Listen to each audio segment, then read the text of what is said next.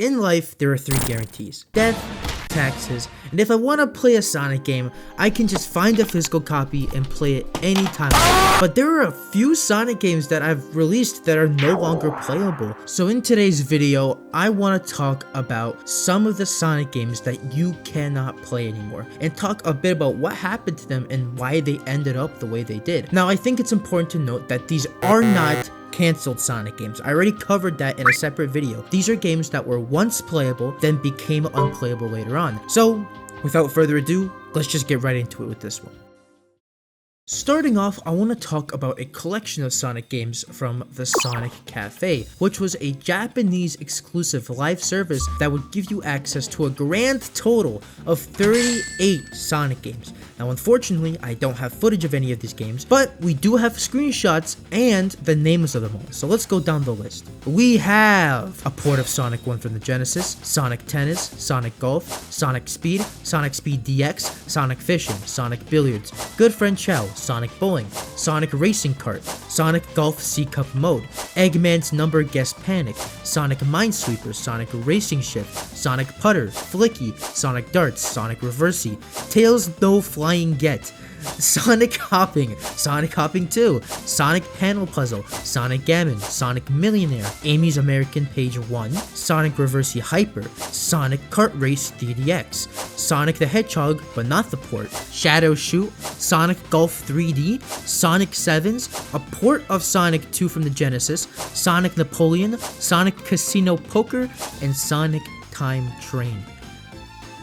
Oh my god. Unfortunately, the service was only available in Japan, and with it being discontinued in 2007, we don't have any footage of the games. But yeah, it's kind of weird how these games kind of just existed and that there were so many. Up next, we have Sonic Unleashed Java Edition. Yeah, this is probably the second most popular game that has a Java edition. So, as we all know, Sonic Unleashed has 2 different versions. The HD for the Xbox and PS3, which is the main version, and the downgraded version for the Wii and PS2. But there was actually a 3rd version made for Java J2ME phones that was developed by Gameloft. And I'm just gonna tell you straight up, if you're expecting a port of the game that at least has the same amount of levels as the Wii version, you're gonna be very disappointed. This game features only 4 out of the 8 continents that are in the full game, those being Spagonia, Apotos, Missouri, and Chunnan, leaving out Empire City, Adabat, Holoska, and the Eggman Empire. There are even some story changes, like for instance, instead of Apotos taking place in Mykonos, it's inspired by Athens instead, and you can tell immediately by the Greek statues and the different architecture and level design. The gameplay loop is also way different. Instead of going from the hub world to the levels by finding sun moons and doing all that stuff, you just go through the levels level by level in a more traditional style. You don't even get the Chaos Emeralds through a special stage or temples, you just get them after completing a level or a boss. And the way the story is told is purely through text and text cutscenes like RPGs. Even the opening is an abridged version of the opening from the regular game. And for some reason, the game starts off in Chunnan instead of Apotos for some reason, and the game ends in Missouri. And when you beat the last boss of the game, there's no final fight against Dark Gaia, because I guess instead of Dark Gaia being released, Sonic stops Eggman before he even does that. At least that's what the cutscenes imply. So yeah, the game just kind of ends. I can't speak for how the game plays itself, but for what it looks like, the daytime stages look way more in line with Sonic Rush, with Sonic in a 2D boost style with Spin Dash, and there are even some set pieces and objects that mirror the Rush games. The Warhog also feels kind of different. Since his levels are 2D now, the levels seem to be way more focused on platforming, even introducing springs that work like daytime Sonic. Combat is still here, surprisingly, but it's way more stripped back, featuring only a handful of combos compared to Sonic's 40 in the main game. His levels are also way shorter, lasting around 3 to 4 minutes at max, with the whole game taking around 30-ish minutes to beat, which is funny when you realize that this game is like the same length as Eggman Land on our first run. But yeah, this game unfortunately is not available through official means anymore since they stopped supporting the game in 2012, and with official support of Java ME ending in 2015, this game is dead. Up next, I want to talk about another Sonic app because the contents inside are quite interesting and feature 2 games I want to talk about, so it's kind of like a triple whammy. This game I'm talking about is the Sonic 20th Anniversary app. For Sonic's 20th anniversary, Sonic Team decided to release an app that will show you everything Sonic Team is working on that year, including news about Sonic games releasing like the Sonic CD 2011 port for mobile, Sonic 4 Episode 1, and Sonic All-Stars Racing Transformed. But it also includes 2 games, a demo for Sonic 4 Episode 1, which uses the Rush model, which is just a 1-minute demo of the game, which you can't even beat. I mean, to be fair, if you could, you already finished the 8th of the game. And the second one is something that you might know very well. Sonic the Sketchog. The first time I've ever heard about Sonic the Sketchog was from the popular Sonic Mania commercial, but his origins come from here. Sonic the Sketchog is an auto-runner platformer in a hand-drawn sketch style to try and see how far you can go. So you can kind of say this is the precursor to Sonic Runners. The music uses a remix of Splash Hill Zone, which is actually quite nice. And interestingly, it seems to be a reskin of another delisted Sonic game, Sonic X Vapor, which is a collab with Xbox Arcade and Nike. It's basically the same game, even using the Splash Hill music, but it's just Green Hill assets instead. I swear to God, the more I learn about this franchise, the less I know about it. The 20th anniversary app was taken off the stores at the end of 2011, rendering Sketchog and everything else on the app unplayable. But if you want a more in-depth video on this and even a way to play it, my good pal Seth Whiter made a great video going way more in-depth about this app, so go give his video a watch. But only after this video. Until then, don't go nowhere. Up next, we have Sonic at the Olympic Games. Yes, there were actually Sonic Olympic Games released on mobile. 2 in fact. But the one I want to talk about first is the 2010 Winter Games, which was only on the App Store for 5 days before being removed. Something to point out was that the Olympic Games on mobile only included Sonic characters and no Mario characters, and the game only included 4 events: curling, figure skating, skeleton, and snowboarding. Snowboarding and skeleton used motion controls to control the characters, while figure skating and curling used touch controls. As you can see, this game was extremely bare bones, featuring little content, and in just 5 days, the app was removed from the store, almost like it was never even there. The 2020 Olympics thankfully had a longer lifespan than 5 days. This game seemed to be a port, kind of the 2020 Tokyo Olympics, but like, not really. It vaguely resembled the game. It had no Mario characters again, and it was missing some events from Tokyo 2020. While the game definitely is way more content-packed than something like 2010's mobile, it's still missing game modes like skateboarding and surfing, and there were no dream events. However, this game did feature something called EX events, where there were different variations or gimmicks to the events, like adding obstacles to the dash, or something interesting to the games. Now, what's interesting about this game is that it was delisted twice.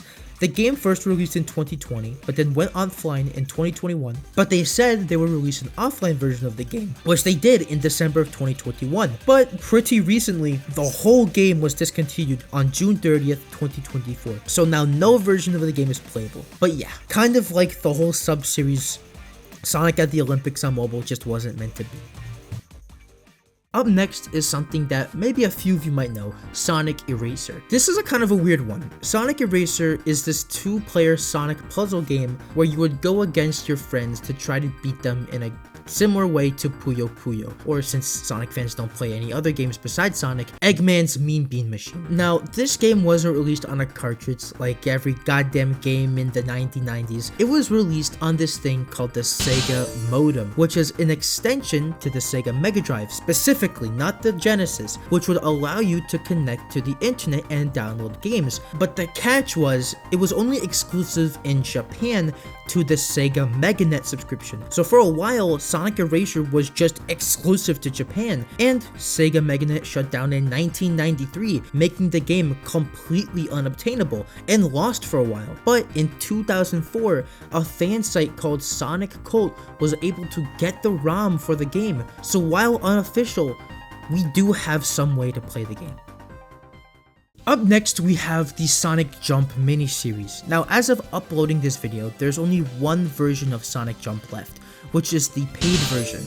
But there were actually a few amounts of Sonic Jump games, starting off with Sonic Jump in 2005, which was actually one of the games available on Sonic Cafe, but instead of being an infinite jumper that it's known for, it's actually just followed a story where Sonic would go through 6 zones to stop Eggman from using the brainwash machine to control the world. But since Sonic Cafe shut down, this game became inaccessible. But they eventually re-released the game with the same amount of zones and a similar plot. But this time, Eggman just wanted to destroy the world. Okay, bro, calm down, Eggman, calm down. It's literally the same game, but re-released. Later in 2012, Sonic Jump by Hardlight was released, which is the version still on the store. But there was a spin-off made for this game called Sonic Jump Fever, which is a free-to-play Sonic Jump game. Now, what makes this game different from Sonic Jump is 2 things. One, the fever mode, which makes you jump super high into the sky. And the second thing is, technically, this is unlimited, but you're under a time limit. So, well, yeah, it isn't an infinite jumper, it still depends on how good you are, and if you are good at the game, it could technically go on forever. And like most mobile games of the time, the game used an energy system like Candy Crush, where you can play 5 times in a row before you either have to wait for your energy to refill, or you can just pay for more energy. The game didn't do super well, so in 2018, the game was taken down from all storefronts, and since it was online only, the game is completely inaccessible, leaving the last version of Sonic Jump left being the 2012 version. And finally, the Sonic game that has been the most infamously delisted, and the one that everybody loved, Sonic Runners. This game is widely considered the greatest Sonic mobile game to ever release, but then was replaced by a vastly inferior sequel when the main game shut down. But what happened? I don't know. Let's find out. The game was announced at Tokyo Joyopolis Convention on December 28th, 2014, and would release on February 25th, 2015 in Japan and Canada as a soft launch. Then, a worldwide launch on June 25th, right around Sonic's 24th anniversary. And while the game at launch didn't have much content, only featuring 4 characters and a handful of companions, the core gameplay was extremely fun. If I had to put it into words, it's the mobile game that best represents Sonic's gameplay and what makes it so fun. The game is an infinite runner with 4 levels of speed, and once you get to top speed, you enter an endurance test where you get no rings and you just have to survive as long as possible without getting hit once. And what makes this game so addicting and so rewarding is that it's 100% skill based. You are rewarded for staying on the top path and better rewards through mastery of the controls and level design, because while yeah, it is technically random, it just reuses the same type of level pieces, and they show up frequently, so you can remember those level chunks and eventually get good at playing them. The game also does have a really good job at being fair, where most mobile games like Sonic Runners feel purposely cheap so that you die and make you spend currency to keep going. The game feels well designed and fairly designed, so like yeah, it's hard, but it's not unfair. So you can technically go forever if you're really good and not die once. Needless to say, the game was really fun for a lot of people, and the game continued to get support, and for a while the game was going strong. Events kept releasing, introducing new characters, new buddies, and new stories through the game, though something that's interesting is that a lot of these events happened before the global release. But even when the game released, they would rerun events and the characters, and we would get new ones like events that introduced Tikal as a playable character, and even Sega events like Nights and Fantasy Zone. The game was fun, but also a love letter to Sonic fans and Sega fans. But there were issues. Like, this game was really microtransaction heavy, forcing you to spin the wheel if you wanted a character because you couldn't outright buy them. The game was so fun that it didn't matter though. That was until 2.0, which made a lot of seemingly unnecessary changes to the game that were just really anti-consumer, like decreasing the amount of red rings you can get for free, nerfing all of the pets and giving them 5 more levels, but in some cases they would be weaker at level 10 than they were at level 5. And at launch, they introduced a spike wall that you couldn't avoid or see coming. It would just insta-kill you. I mean, to be fair, they did remove it, but the fact that they added it in the first place was insane. This update, to a lot of people, ruined the game for them. And as time went on, the game started to perform worse and worse. Even Sega saw it as a failure. And eventually, on July 26, 2016, only a year after launch, the game shut down to being unprofitable for Sega. And I think this game's shortcomings came from outside the gameplay and more from the greed. This game was super gacha based, giving you no guaranteed way to get the characters you want, and with the nerf to red rings in 2.0, it made it way harder to get the characters you wanted, more than it already was. And while yeah, some characters could be bought outright, it wasn't all of them. This game is like the death of 1,000 paper cuts that probably led to this game's demise, which is a real shame because I remember playing this game as a kid and I had a ton of fun with it. But for now, it's lost to time. And if you want a better description of the history of this game and what happened, there is a great video by Pat Mac that goes over the entire history of this game. So definitely go give that video a watch if you haven't already.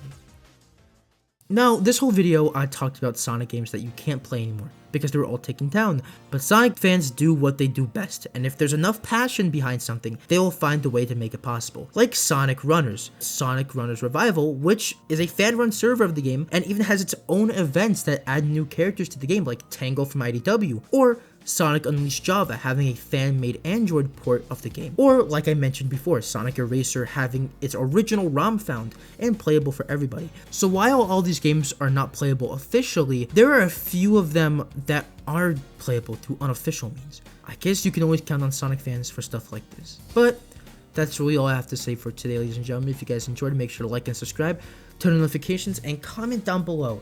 What do you guys think of these games? Do you remember playing some of them? Did you enjoy them? Are there some games that I missed? I'm not sure. I don't know. I don't know if I missed any because there could be potentially a lot. And also, again, I know there's some ports I missed, like the Christian Whitehead ports on mobile, on PC.